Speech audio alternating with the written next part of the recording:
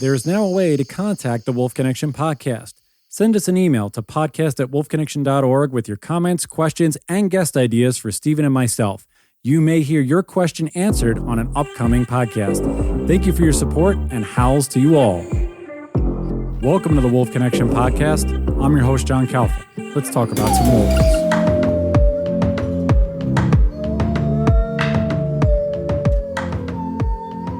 This is one of the first volunteers that I ever met when I started Wolf Connection, and so when Matt's in town, he always likes to hang out and come up to the ranch. So figure why not grab him for a wolf tail. So Matt Thomas, just tell everybody how you got started at Wolf Connection, because I don't think I ever heard your story of how you started there. So let everybody know your beginning.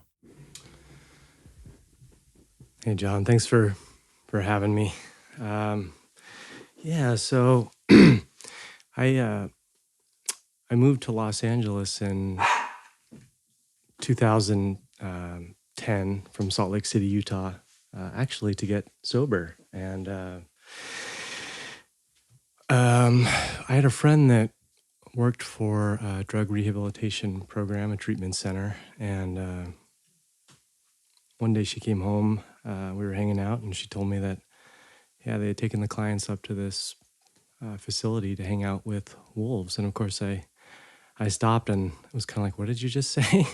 And she said, they have this facility up there with rescued wolves and wolf dogs. And we take the clients up there to participate in the, wolf therapy programs that they offer. And I said, oh my God, I got to get up to this place.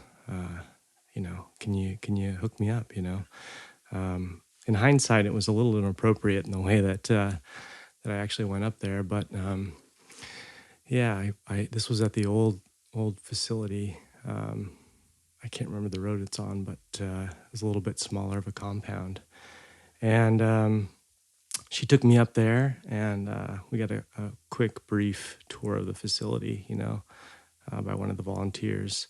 And I remember seeing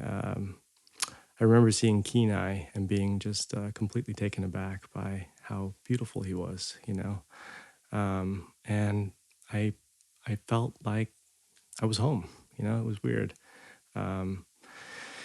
So fast forward a little bit, I was kind of getting my life in order, and I ended up sending an email to Wolf Connection, and was really overly trying to get in, and hey, I've got these qualifications and this, and kind of all up in my head about it, And anyway, I attended a volunteer information session, and was interviewed by Amanda and Julia in a teepee. A very, really fond memory for me. I loved that, and then I was accepted into the program, and that was in 2016 in January. So since then I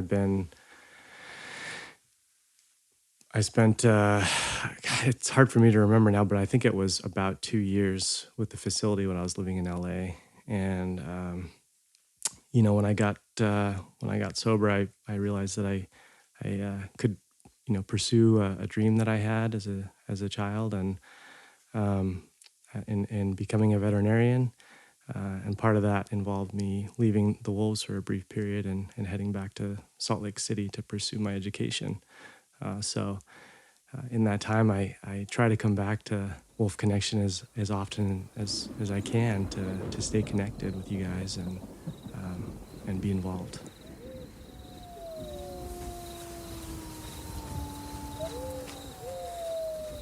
I want to know what it's a two-parter, actually. So what keeps you connected even though you're far away? And what is the wolf, or wolves for that matter, over the years that have really made an impact on you since you've been here? Yeah, so it's interesting to think that this is something in my life that there's only a couple things that I feel like I've pursued this much, and I guess one would be my education, the other would be Wolf Connection, and And what keeps me connected is the people. You know, it's strange that it was one of these things when I was younger and I thought, oh, I don't like people. You know, I'm here for the animals, and certainly that's a part of it.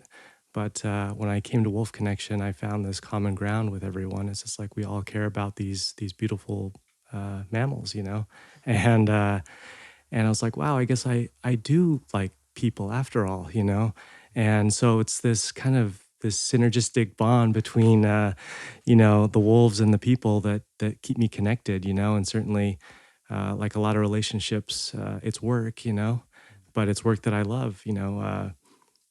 Reaching out to you guys, you know.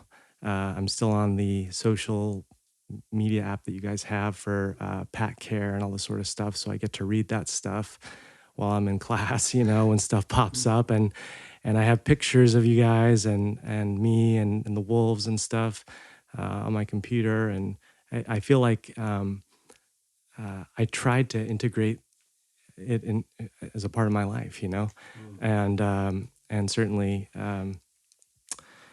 you know, I definitely have some goals going forward as you know, working with these animals, you know, and you guys. So and I think initially uh, I had that moment with Kenai when I first met him, or when I first saw him, you know. That was a huge draw, and he's like to me he's like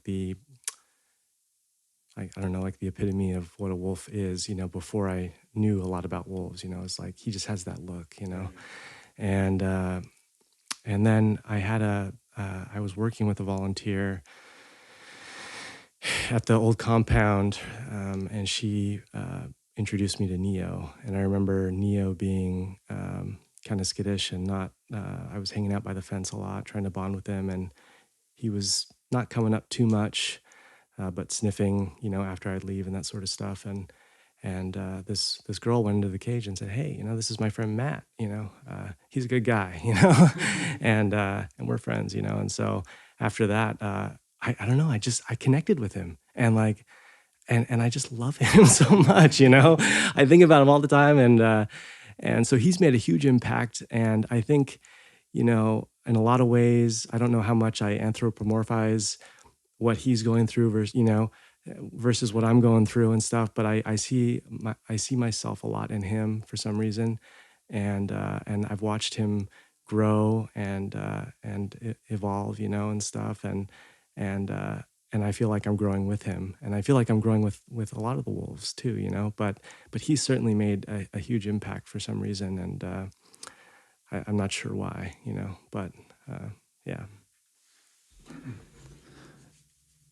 And so, with all the things that you just said, and with the stuff that you're studying, and how you stay connected, because you do stay connected with us more than most,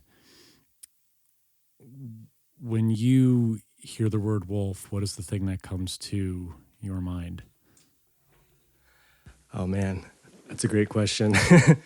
Well, it makes me think of a lot of things. The first thing that comes to mind is what happened when the famous story of what happened when wolves were reintroduced to Yellowstone. I think it was in the 90s, right? Yeah. And here I think about this this predator that just has such a huge impact, changes ecosystems. And so it makes me think of balance and, you know, balance and I guess, I don't know, for some reason, truth. I don't know. I'm not sure why, but when I think of the wolf, I always think about, especially when I'm in classes, I'm always thinking in terms of how does this relate back to what we know about the wolves and what my experiences with the wolves are. And it just seems like they're this perfect being, you know, mix of biology and chemistry and anatomy, you know, that they're on this earth, you know, and they're changing things, they're helping things, you know, and yeah, very important part of life. Looking to support Wolf Connection or sponsor one of the wolves in our pack? Just go to wolfconnection.org, click on the Donate tab, and find out more information.